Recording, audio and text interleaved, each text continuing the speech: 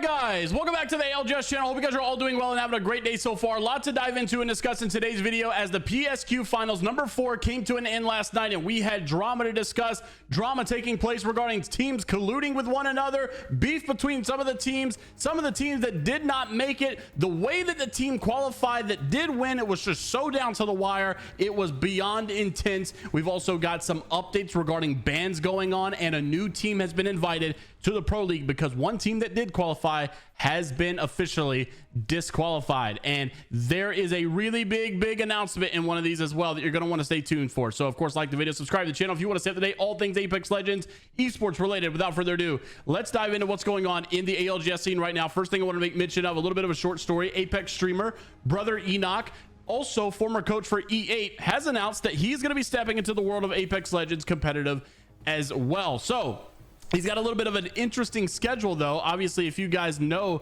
a little bit about Enoch, he also has a lot of religious core values that he abides by as well. And so because of this, it gets in the way of the competition sometimes. So he announced earlier, this is a tweet that I never thought I would tweet, but I am looking for a team for this upcoming Pro League and CC. I have previously never entertained the idea of playing comp due to observing Sabbath, which means I cannot compete or will not compete Friday sundown to Saturday sundown. This will not change, but I will now be looking for a consistent Saturday substitute to play when I am unable. I understand that this will make it very unlikely that I will find a team, but might as well see what opportunities are out there. I'd bring an unshakable mindset and work ethic that few in the Apex scene can come close to matching, and I am willing to commit minimum 10 hours a day of team practice, whether that is in ranked TDMs or scrims, VOD review. I bring to the table accountability to my teammates that I would be making sure to get the best that they can offer, because obviously you know you will be getting the best of me as well. I may not have experience in competition for ALGS, but I have substantial experience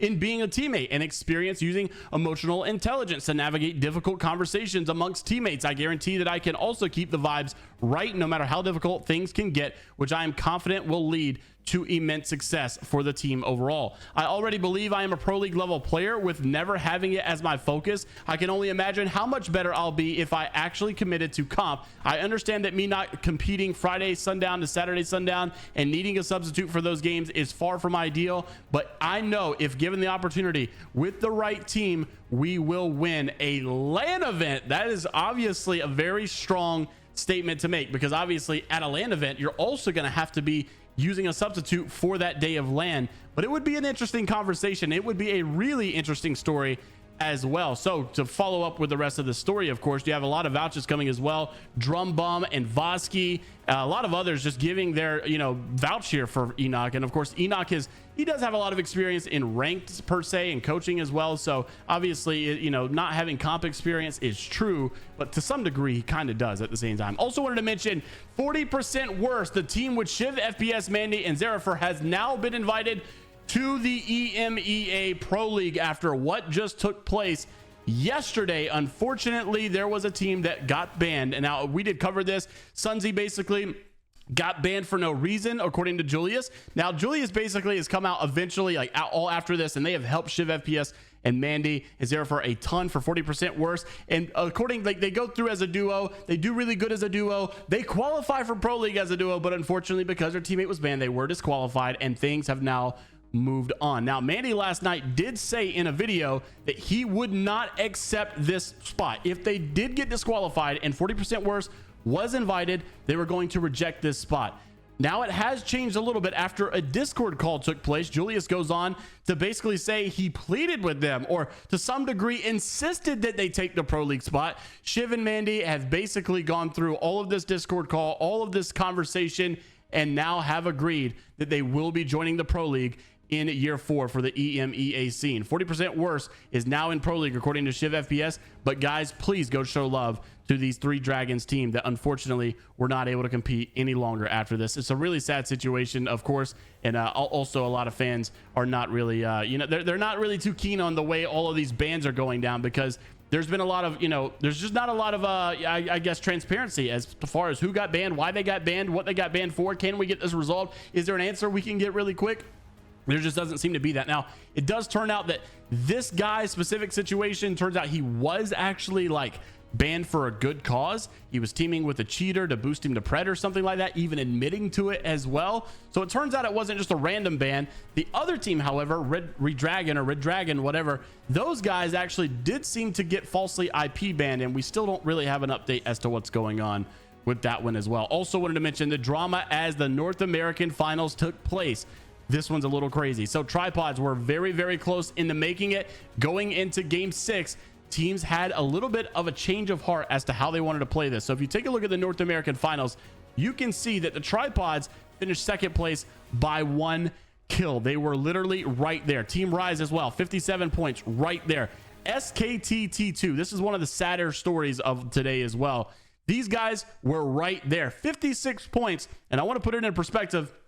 SKTT2 was in first, or I assume in first place, 56 points they had, and they got last place in game number 6. So they got 0 points, a fat donut in game number 6, and still only missed it by 3 points. So this goes to show you that if they had a normal game in game 6, they probably would have made it. Now, why didn't they have a normal game? Well, that's where the controversy comes in. According to many fans, they are really upset, and they actually believe that Team Evolution could have broken an ALGS rule by colluding with other teams to basically allow tripods to make it. Now, this is exactly what happened. So going into game 6, SKTT2 was landing at Landslide, and for whatever reason, Evolution decided they were just going to drop on Landslide as well and try to eliminate this team so that they, I guess, could not win. Well, they did a really good job at griefing their game and actually killed all 3 of them. And so SKTT2 went out early, and of course, they lost their spot. Slayer basically goes on to say, don't be mad at the teams doing it, but be mad at the format, allowing an already Pro League guaranteed team to still compete in the tourney. So if you're not aware with what's going on with the context here, Evolution had already qualified. By the time that the finals had started, we already knew they had done enough in the cumulative points basically to make it in. I can't speak English and I can't talk, and I'm pretty stupid. That's why I don't really know why you're a news guy. Anyways, they were upset that there were teams that were already in here. They could just have free range, right? They can land where they want to. They could screw over any team they want to. They can do whatever they want to. Now, after this, Xeriffer does admit to doing an actual, you know, honestly, I'm wondering if this tweet was even good. Like, there should have been a PR guy that said, hey, don't tweet this, because he kind of admitted to, yes, colluding to some degree to help other teams out. He said, yes, what we did was scummy. We did it for Apex viewership, but the tripods could not pull through. Should have played better in the last 3 PLQs to never be in that spot. Now, the official ALGS rule, now someone was also from Go Next calling this team out, saying that EA and Respawn needs to step in here and possibly look at DQing this team, because they said that yes, what Evolution did falls under this rule. Any form of match fixing or communication with other competitors or coaches related to match play strategy. Also, it's prohibited to do soft play, defined as a competitor not giving their best effort or not taking reasonable and fair actions to gain advantages against their opponents in a match. So I guess like purposely throwing or purposely griefing or whatever the case may be, or just like purposely being stupid. Also agreeing to split prize money and allowing an opponent to score more or less points than they normally would in order to impact the ranking. So basically, like, you know, when you just purposely think I'm going to do something stupid, I'm going to do something to basically help out this other team, they say that this falls under that rule, and they say that that's why Evolution's getting the, you know, under the scrutiny that they are under. But obviously, at the end of the day, people are saying we can't blame them. It's all fair game. PSQs is just open to anything you want to do, any play that you want to make, you're allowed to do it. So that's where the 2 groups are torn apart as well. Interested to see what you guys say. Personally, it's a sucky situation. I feel bad, and I honestly, I think I go back to what Slayer says. I think I agree. You can't really blame anybody for anything. I feel like it's really just the format's fault for allowing this kind of stuff as well, and I don't even know the answer to this either. Also, lastly, just so we wrap the video up, want to give you guys a little bit of an update as to all 8 teams that are now qualified into the North American Pro League. We're going to try to give a little bit more coverage as well on the other teams out there, but essentially you have Team Temper that won last night, Oblivion from last week, GKS from week 2, Elevate from week 1. Then you've got 9 lives from the, you know, the points that gathered up over the all 4 weeks.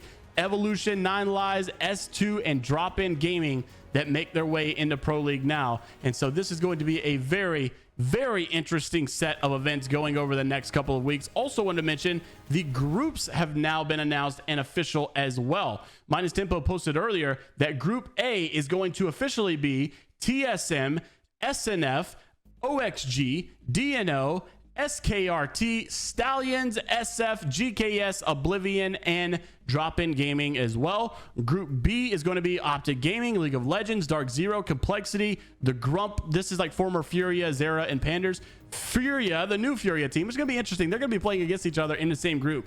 Flat, E8, Temp, and S2. Also, Group C is going to be Dojo, PH, SEN, Xset, Moist Esports, Meat Lovers, Native, Ape Gang, Nine Lives, and Evolution as well. So there are your group stages set. Now, if you're unfamiliar with how ALGS works, basically you got 10 teams, 10 teams, 10 teams. 30 teams are here, and every single week of group play, or you know, their pro league, they're going to be doing Group A versus Group B, Group A versus Group C, Group B versus Group C. So everybody plays against each other. So it'll be a full 20 lobby every single time, and you basically will calculate these points over the set of weeks to come. So thank you all for watching today's video. Make sure to like the video, subscribe to the channel if you want to stay up to date all things Apex Legends esports related. And until the next time, we will see you all later, Gators.